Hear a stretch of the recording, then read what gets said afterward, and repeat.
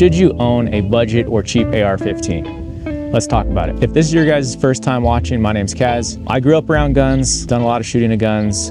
Guns are part of my everyday life, so I know a thing or two. So I'm gonna share with you guys why I absolutely think you guys need a budget AR-15. So my first reason as to why you guys absolutely need one is home defense. In life, I think the most important things to us are our family and defending that and protecting that at all costs. Today's day and age, everybody looks at statistics, and statistically speaking, from a FBI's website, it's like 30-something% of all home invasions, the person invading your home is armed. And most of the time they're armed with a handgun. So what that means is there's a lot of Americans that have handguns and own handguns and defend their home with a handgun, which is fine most of the time. But if there is that 30% chance that someone comes to your home to break in, do you want to be presenting them the same threat that you're being presented with? I don't think you do, and for that reason, I think a budget AR-15 is something perfect to have in your home for that situation, because not only do you have high round capacity to where you can be prepared for numerous threats, but you also have the ability to outfit it with certain things. So that's my absolute number one reason why I think everybody should have a budget AR-15. And now with that being said, what is a budget AR-15? It's typically in the $500 to $1,000 price point of where you can get one depending on how you outfit it. I have two of them here. Both of these guys are budget AR-15s. Nothing fancy, nothing special. If you did ever lose one in a boating accident, if you guys know what a boating accident is, you know. And if you did ever lose one, it's not the end of the world. So budget AR-15s are the perfect place to start, because your average citizen isn't gonna be out there running and gunning and shooting this thing all the time. So for most of us, it's not practical to have a $5,000 AR-15 sitting there as a paperweight in the house. If you are out there shooting all the time, then yeah, it's probably practical for you to go get a really expensive, really nice gun. The best comparison I can give you guys is for all my truck guys out there. Me personally, don't hate me for it, I'm a Ram guy. So your Cummins tradesman, it's bare bones, got the drivetrain you want, but then you got the Limited or the Longhorns, who you're rolling down the road with a seat massager and heated steering wheel. Do you absolutely need that? No, you're still gonna get from point A to point B in the tradesman just like you would with a budget AR. It's gonna defend your home, and it's gonna be reliable, and it's gonna be accurate. With accuracy, there's a couple different options you can have. You can just have your standard carry handle and iron sights, or if you wanna spend a couple more $100, get yourself a Red Dot if that makes you feel more proficient. So those are the top two reasons why you absolutely need one. And the third and final reason I have is in times of civil unrest or natural disasters, a handgun is a perfect everyday carry option, concealed carry. Take it with you everywhere you go, defend your family. When it comes to guns, there's always a tool for the job. And so the handgun is perfect for all those kinds of things. But a rifle is always, in my opinion, a better option. So whether you want to have a truck gun or an AR-15 for your home defense, it's never a bad option to have that. What I mean by natural disasters and stuff like that is, you know, there's civil unrest and natural disaster happened and you have a rifle. You're gonna be able to defend your property, your home, and whether that's from animals, whether that's from, you know, other threats. And so that's why the rifle is always a good option, because it allows you to reach out and defend a broader area and be able to do so more proficiently. You're gonna be more accurate, and you're gonna have more rounds, which are always beneficial things. Now, even if you don't have a lot of property or space, say you live in an apartment or a studio and you're in an urban environment, it's still an excellent option, especially for a budget one.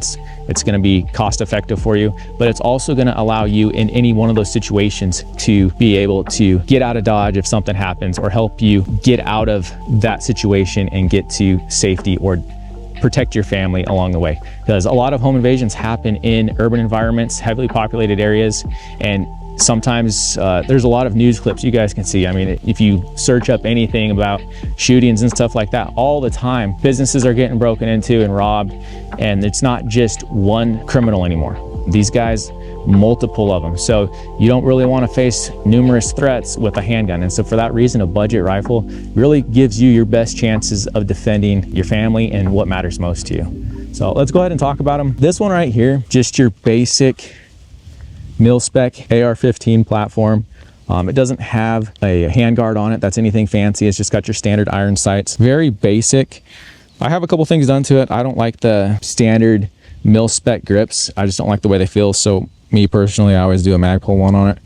But this is going to be something in the $500 to $700 price range depending on where you pick it up. I think I got this one off of Midway USA. They're really good about having just budget mil spec stuff, so this is gonna be something that is gonna be really good for that. Knowing what I know now, and that's kind of why I wanted to make this video for guys like myself who back in the day I was trying to get an AR-15. You're not really sure exactly what you want, but you see one and it's in your price point and you pick it up.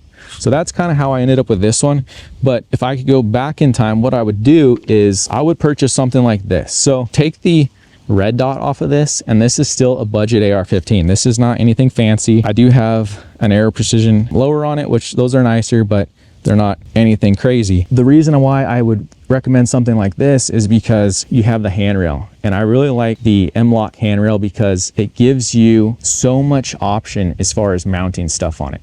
And then also, not only does it give you option for mounting stuff like this angled forehand grip I have on it, so now you can come up and you can really pull it in tight because you're out here near the end of it, which makes it really nice and gives you really good accuracy. So that's just something to consider, because if you wanted to add a handrail on something like this, just buying this alone by itself is going to cost you a few $100, and then you have the time to take it off and put it on there. So if you can get one of these, Palmetto State Armory always has really good deals for uppers and lowers and complete guns, and so if you shop around, you can definitely get something in the budget category. The stock I'm running on this is just the really small Magpul one. This is good if you're running a carrier or a kit or anything like that. It allows you to shoulder it and kind of not be bulky, so that's why I have this on here. But other than that, yeah, this is just a budget AR-15, not anything fancy. Some of you guys will call it a trash AR-15, but hey, you know what, this trash is going to defend a lot of things. So as far as I'm concerned,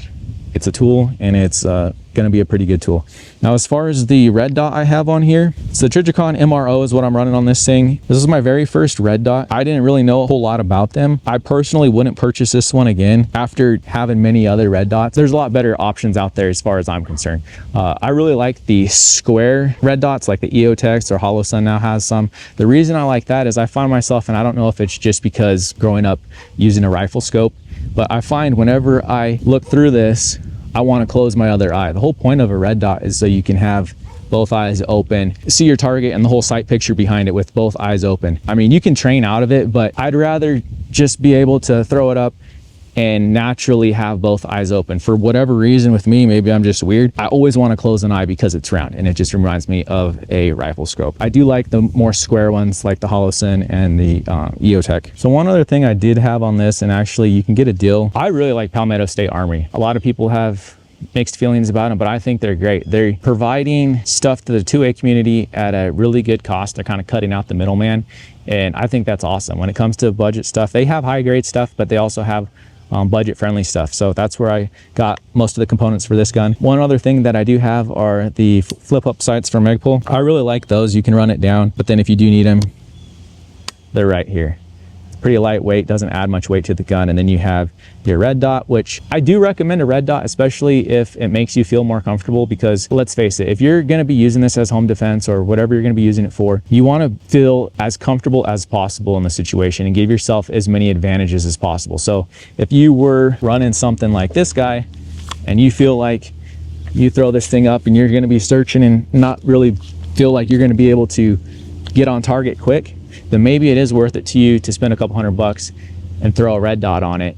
And that's why, like I said earlier, I would recommend getting something like this as your first budget platform, because you can build off of this a lot easier than you can off of this. I just think that's a better option. Maybe you're just new to the gun community in general and you're like, well, a rifle scares me, I don't want to deal with a rifle, but I do want some sort of personal protection. If that's you and you're kind of looking in the budget friendly category, you want to be armed, you want to protect yourself, and you want to have something that you can carry on you at all times, check out my video for the Ruger LCP 380.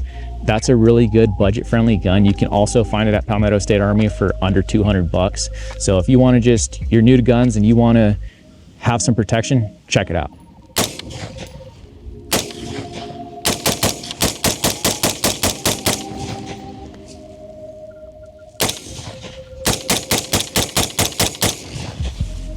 I've been